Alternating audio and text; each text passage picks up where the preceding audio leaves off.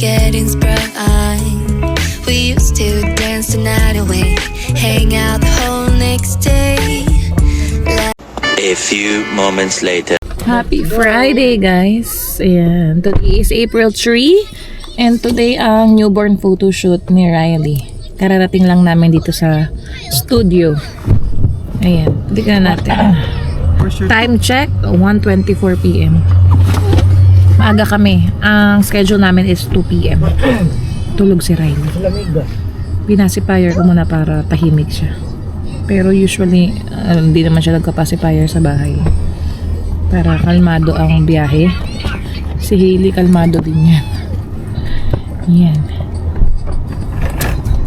Good Friday. Yan. Medyo gloomy, windy. Sweater. Mga naka-sweater lang kami. Sweater. It's cold. Ay. Cool. Paano yung cold? Paano yung cold, Hailey?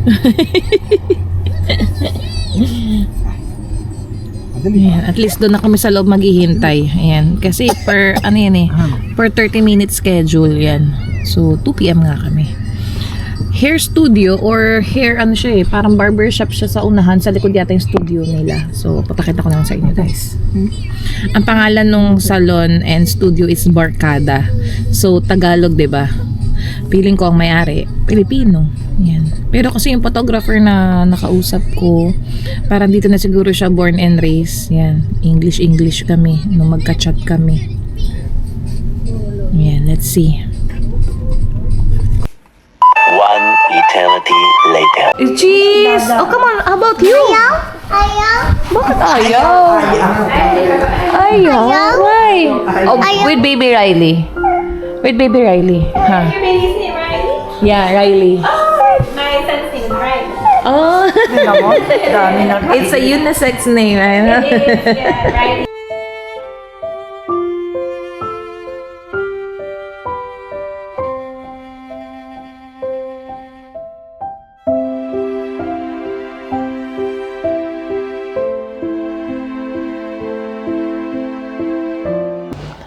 Hi guys, update.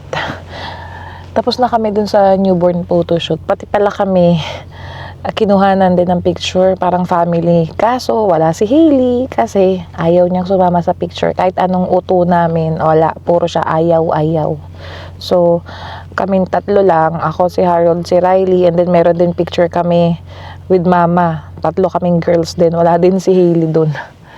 Ayun. Okay naman yung 30 minutes. Ayan, meron na rin sa aming sumunod kasi parang every 30 minutes meron siyang binook. So, mababait naman sila doon. Yung may-ari nung barbershop, Pilipino. Yung may-ari nung sa photography nga, Pilipino din. Kaya yun.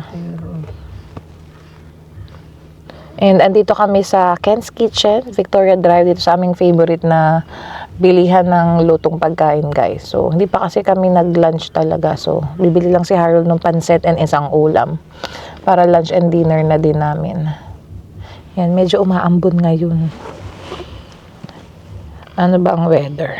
11 degrees. Yan. And it's 3:09 p.m. Etong dalawang bagets ko, guys, tulog.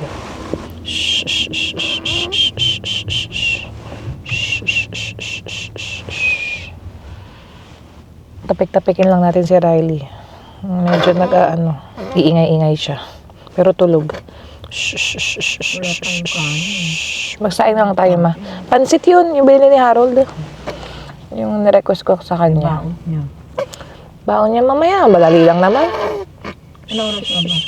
Alas, ano pa lang? Alas 3. Panggabi daw siya ngayon. Papasok si Harold. Alas 3 pala. Papasok si Harold ngayon, guys. Mag-OT siya. Night shift daw. Ayan. Tahimik. Tahimik ang Biyernes Santo dito, guys. Ayan. May mga restaurant na close. Meron naman iba bukas. I don't know ang mall kung bukas. Uwi na rin kami after neto. Pahinga na. Kaya, ayan. Sabi ko kay Harold, bilan din ako ng kape.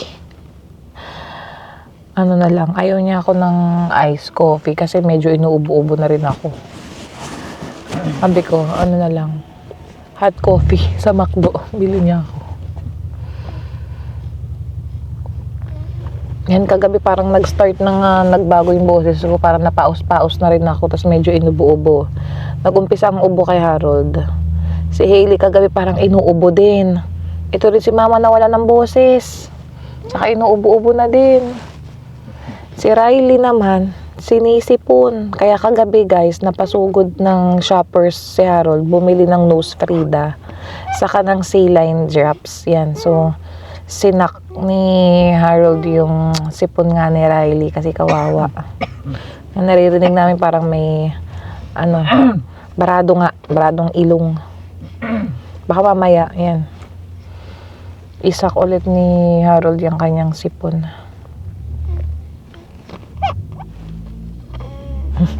Maingay matulog to eh. Pero normal naman yun sa mga newborn.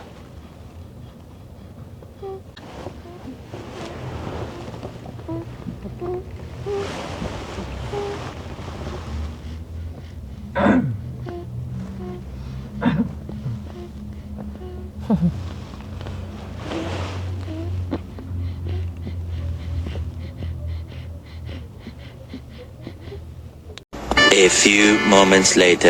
Bahay na kami guys. Para kami may piyesta. Ito in order. Lahat to is $50 lang. Ayan, diba? Murang-mura. May mixed veggies. May fried rice kami. Favorite. And may party size kaming pancit. Open natin. Wash hands ka na, Hailey. Wait lang. Yan. Yun yung pancit na favorite ko. Wow! Pancit! Pancit! O, diba? Sulit na to. May pang, baon pa si Harold. May di-dinner pa kami. May pambukas pa yan for sure. O, diba? Sulit sa Ken's Kitchen. Say sulit!